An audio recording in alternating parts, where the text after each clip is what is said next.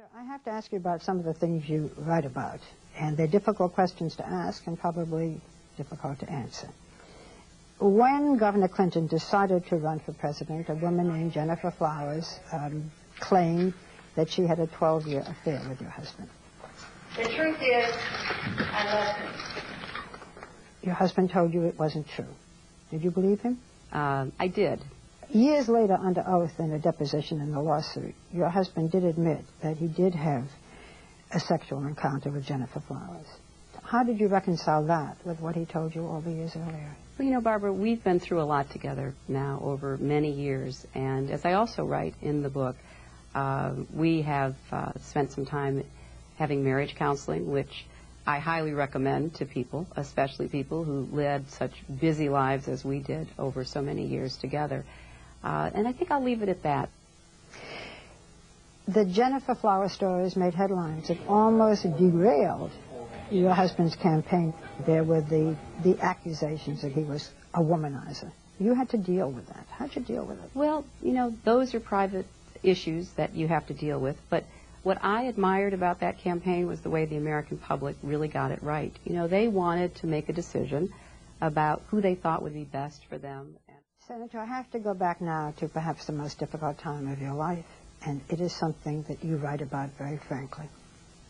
Wednesday, January 21st, 1998.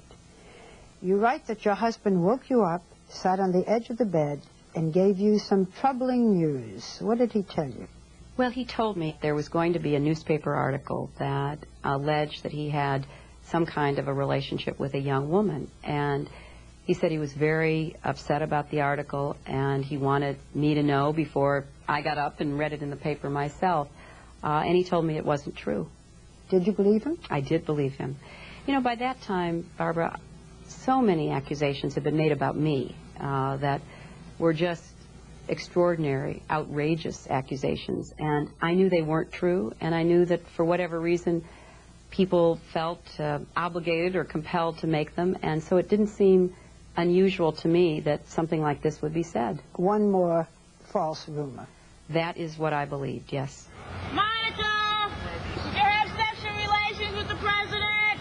For 7 months before your husband admitted to you what he had done, there were reports and mounting evidence of a relationship, the late-night phone calls and logged visits and gifts. Did you just dismiss all of it?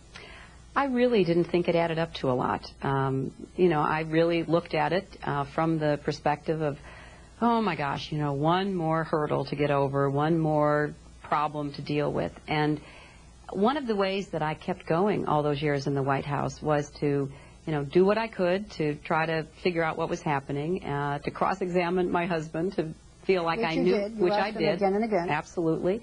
But then to go on, because, you know, given the atmosphere we had lived in since really 1992, there was so much that literally could have knocked us off kilter, and certainly I could have found myself just constantly reacting to what was said. Then on Saturday, August 15th, just as he had done before, your husband woke you up. This time he had something different to say. That was probably the worst moment that I can even imagine anyone going through, because what he told me that morning was that he had not leveled with me or anyone else. He had not told me the whole truth about what the relationship was.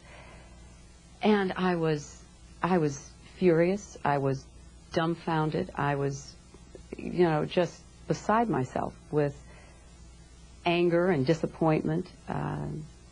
You know, I couldn't imagine how he could have done that to me or to anyone else.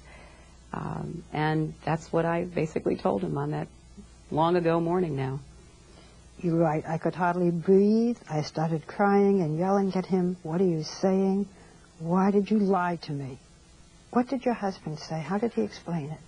He just kept saying that he was very sorry over and over again. And I could tell that he was, but that wasn't much comfort. I was still furious and stayed furious for quite some time. But he just kept saying over and over again, you know, I'm sorry, I'm sorry, I'm sorry. Terrible time. You told your husband he had to tell Chelsea. I did. What did you say to Chelsea? Well, I'm going to continue my policy of not talking about conversations with my daughter, but it was a terrible time for all of us as a family. There is that picture that we all remember of you and the president and Chelsea and the dog Buddy. Right. Walking into the helicopter when you were about to go off on a vacation in Martha's Vineyard, which I'm sure you had no desire to do. That's very true. That's very true. And you write that Buddy had a special role. Buddy was the only member of our family who wanted to be with Bill. I think that's fair to say. Imagine going through what is a very personal, private, painful time in front of the world. And you owe obligations to your country that you have to keep fulfilling. People who don't wish America well are looking at this closely, and the president has to continue being president. You have to carry on. And so you become almost divided, because personally it was excruciatingly difficult. Publicly, we had to carry on. People realize how strong your faith is. It goes all through the book. It must have helped you then. It was the primary source of help to me. I was raised with faith, and that's a great gift to give a child. And I have relied on it. I've relied on prayer. I had to reach deep down into my own faith and ask myself, you know, what is it that I thought was right to do? And there were many people who were giving me all kinds of conflicting advice, and I appreciated their interest and their support. But ultimately, I had to get on my knees, and I had to pray, and I had to look for answers that only could come to me. You have to decide to do what you think is right, because your friends won't be there at 3 o'clock in the morning. Were you ever able to explain to yourself why your husband did it? Well, I think I learned a lot, especially during the counseling that we had. The counseling, you know, led me to believe that this was a marriage and a love that I wanted to try to preserve if it could be, and I was willing to try. At one point, you described what your husband had done as a sin of weakness. It clearly was. You know, a friend who's something of a theologian said to me during this period that there were two kinds of sins, sins of weakness and sins of malice. And I think that, you know, my husband has so many strengths and is such a fundamentally good person with a good heart. It was a question for me whether this particular wrongdoing or sin was something that we... On November 7th, 2000, she was elected the state's junior senator. At her side, one of her biggest supporters, Bill Clinton. You write that when you ran for the Senate, you became closer to your husband, because you were talking about something else besides your own personal problems. But was there a day, was there a time when you said, I forgive him, this marriage will go on? Yes. Yes. It took a long time. But I reached the point where I decided that I was either going to have to forgive and let go of the anger and the disappointment that I had felt, or we weren't going to have a marriage. And both of us worked very, very hard to reach that point. What did your husband say when you told him, it's okay, we're going to go on? He was very relieved and grateful, because that's what he'd been asking for. And it was something that we, you know, had to work toward. I didn't just wake up one day and decide. It took quite some time. You know, I like that. Do you trust your husband totally today? You know, we've really been tried and tested, and we are at the point now that we're looking forward. I hope that we'll grow old together. That's how I look at our future. Okay, I have to ask it.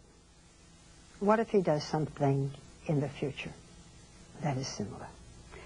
You know, that will be between us, and that will be that zone of privacy that I believe in. But right now, I'm very, very hopeful and very committed to our marriage and our relationship. There is the big question, what people most want to know, and it's this. how could you stay in this marriage? There is something in your book on page 75 that I thought answered the question, and I have underlined it. Would you read it? Sure. If you memorize it, it'd be fine. I have not memorized I know the book. you haven't seen this, but... Oh, right. I'm often asked why Bill and I have stayed together. All I know is that no one understands me better, and no one can make me laugh the way Bill does. Even after all these years, he is still the most interesting, energizing, and fully alive person I have ever met. Bill Clinton and I started a conversation in the spring of 1971, and more than 30 years later, we're still talking. Thank you, Senator. Thank you.